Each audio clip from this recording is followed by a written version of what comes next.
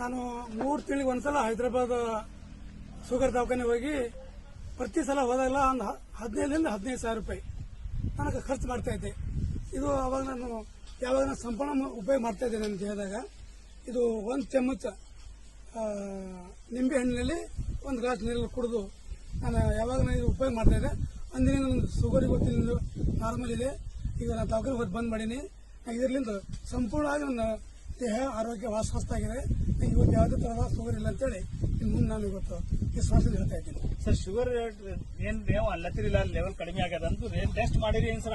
ನಾನು ಟೆಸ್ಟ್ ಮಾಡ್ತೀನಿ. ನನ್ನ ಶರೀರ ನನಗೆ ಶುಗರ್ ಇದ್ದಂಗೆ ಹೆಂಗಿರ್ತದೆ ನನ್ನ ಸ್ವಸ್ಥ ಅಂದ್ರೆ ನನಗೆ ಗೊತ್ತಿಲ್ಲ.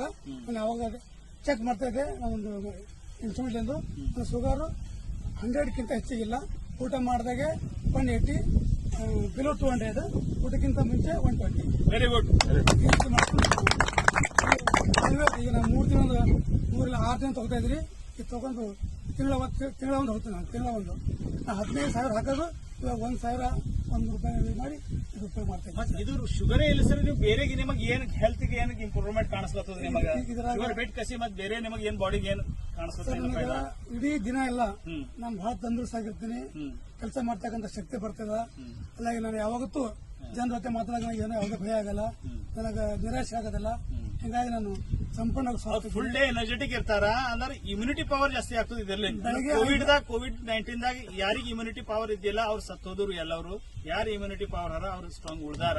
ಅದರಲ್ಲಿ ಇಮ್ಯುನಿಟಿ ಬೆಳೆಸಲಾಕ ತೋಲ್ ಭಾರಿ ಪ್ರಾಡಕ್ಟ್ ನೀವು ಎಲ್ಲರೂ ಯೂಸ್ ಮಾಡ್ಬೇಕು. Thank you sir.